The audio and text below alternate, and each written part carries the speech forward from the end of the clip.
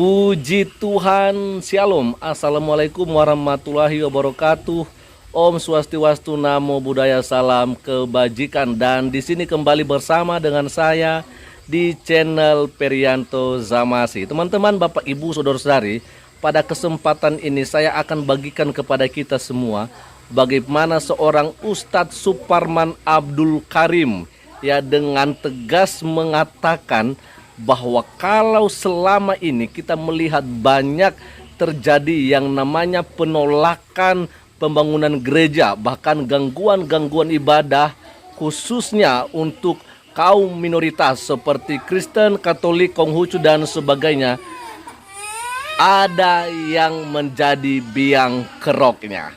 Ya, dan tidak tanggung-tanggung dengan tegas beliau mengatakan biang keroknya adalah ceramah-ceramah yang disampaikan oleh beberapa ustadz yang kadriun, ya, dan salah satunya adalah Ustadz Abdul Somad. Bagaimana yang disampaikan oleh Ustadz Suparman? Mari kita lihat langsung saja lewat videonya berikut ini. Dan ini dia, teman-teman. Assalamualaikum warahmatullahi wabarakatuh. Apa kabar sahabat Main TV? Semoga Anda senantiasa waras dan cerdas. Agak rame di media sosial saya perhatikan, Ustadz Kondang Abdul Somad menyatakan kepala daerah yang mengizinkan pendirian rumah ibadah agama lain itu akan menanggung dosa jariah.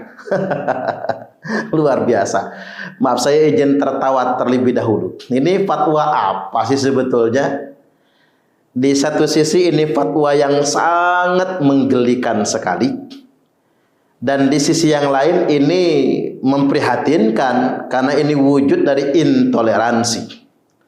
Di awal hendak saya sampaikan, semestinya Ustadz Abdul Somad minta maaf sajalah, karena beliau ini kan dai kondang, jauh lebih kondang kalau dibandingkan dengan saya. Penceramah yang dikenal di mana-mana, banyak penggemarnya. Artinya memang pernyataannya bisa menjadi teladan yang salah bagi khalayak ramai nantinya. Ada baiknya dia minta maaf. Karena kalau dia tidak minta maaf berarti dia menjadi pelopor intoleransi. Perlu saya ingatkan bahwasanya kutipan Ustadz Abdul Somad pun bermasalah, dikarenakan dia mengutip hadis Nabi yang ilatnya, esensi hukumnya sama sekali tidak berkaitan dengan fatwanya. Ketika ada yang bertanya, apa hukumnya kepala daerah mengizinkan umat beragama lain mendirikan rumah ibadah seumpama kelenteng atau gereja dan lain sebagainya. Lantas kemudian dia menyatakan ini dosa jariah. Lalu kemudian mengutip sabda Nabi Sallallahu Alaihi Wasallam. Nah, hadisnya ini dicocok-cocokkan. Ini namanya dalil cocokologi. Hadis ini sama sekali tidak berkenaan dengan perkara itu, tapi dicocok-cocokkan. Hadis ini kalau kita telisik dari sababul wurudnya saja, berkaitan dengan Nabi dan para sahabat sedang bersama. Ada seorang yang fakir, bahkan sangat fakir, datang mengeluhkan kesusahannya. Lantas kemudian Nabi mengingatkan para sahabat, siapakah yang hendak bersedekah? Nah, ada satu sahabat yang mempelopori. Jadi punya inisiatif terdepan, dia mengambil hartanya, bahan makanan yang ada di rumahnya untuk disedekahkan. Melihat ada pelopor, pionirnya, maka yang lain ikut berpartisipasi sehingga menggunung bantuan tersebut untuk si fakir ini tadi. Nah, saking senangnya Nabi, maka beliau mengapresiasi hal tersebut dan beliau bersabda, man sanna fil islami sunnatan hasanah. Barang siapa yang mempelopori kebiasaan yang baik di dalam Islam, maka kana lahu ajruha, maka si pelopor, si pionir ini akan mendapatkan pahala atas kebaikannya, wa ajru man amila biha ba'dah, juga ditambah nih, ada bonusnya, ada jariahnya. Dia akan mendapatkan tambahan kebaikan, pahala jariah dari orang yang termotivasi dan mengikuti kebaikan. Wow, luar biasa teman-teman ya. Kalau saya lihat sebenarnya, kita sebagai anak bangsa, kita sebagai umat beragama, harus kita bisa memberikan ruang kepada siapapun, ya, saudara-saudara kita yang berbeda agama dengan kita. Ya, mereka mau mendirikan rumah ibadah atau musolah kah itu, gereja kah itu, masjid vihara kah itu ngapain dipermasalahkan? Yang penting kan yang mereka dirikan itu adalah tempat untuk beribadah kepada Tuhannya sesuai dengan ajaran agamanya.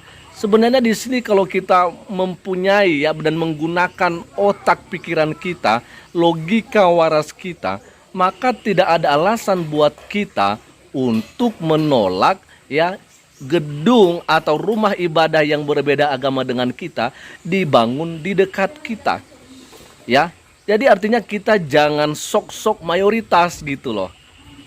Jadi ya kita harus menerima ya dan bisa hidup berdampingan dengan orang-orang yang berbeda agama dengan kita teman-teman ya. Oke, kita lanjutkan saja melihat bagaimana yang disampaikan oleh Ustadz Suparman Abdul Karim. Dan ini dia. Maka hidup ini paling indah ketika kita menjadi pelopor kebaikan.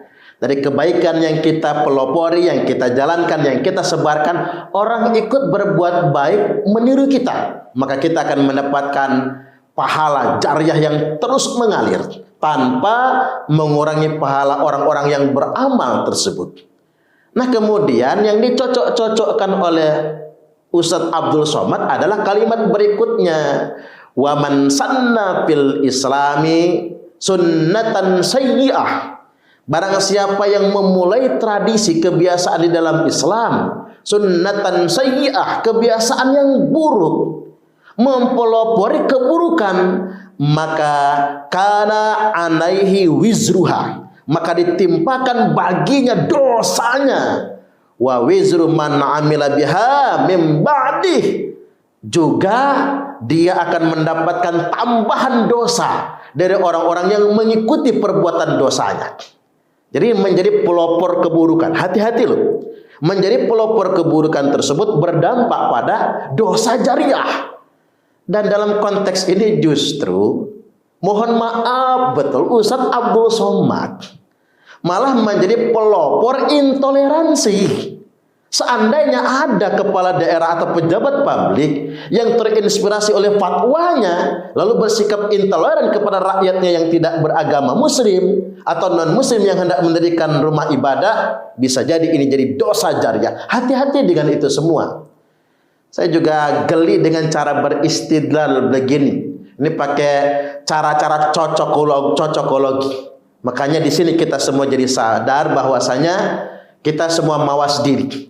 Ustadz Abdul Somad hanya seorang penceramah, sama seperti saya. Saya juga penceramah. Penceramah itu bisa diterima pendapatnya, bisa ditolak. Karena penceramah bukan malaikat. Penceramah juga manusia biasa. Hanya nabi kalau bicara tidak berdasarkan hawa nafsu, cuma nabi. Di sini kita jadi sadar, ia bukan seorang ulama yang punya kapasitas untuk berfatwa, bukan fuqaha atau orang yang faqih yang punya kemampuan untuk menetapkan hukum Islam. Dia hanya seorang penceramah, namun menurut saya terpeleset. Berfatwa yang berlebih-lebihan, menggunakan nas bukan pada tempatnya, dan sebaiknya yang bersangkutan mengklarifikasinya dan minta maaf. Karena ini akan menjadi teladan intoleransi. Kepada generasi muda Indonesia, sahabat Main TV pada umumnya, jangan beragama yang kasar dan kaku atau eksklusif. Kita generasi muda punya kewajiban tahsin suratil Islam, menampilkan betapa indahnya wajah Islam, betapa humanisnya ajaran Islam, betapa toleransinya ajaran Islam tersebut. Inilah esensi Islam yang rahmatan lil alamin.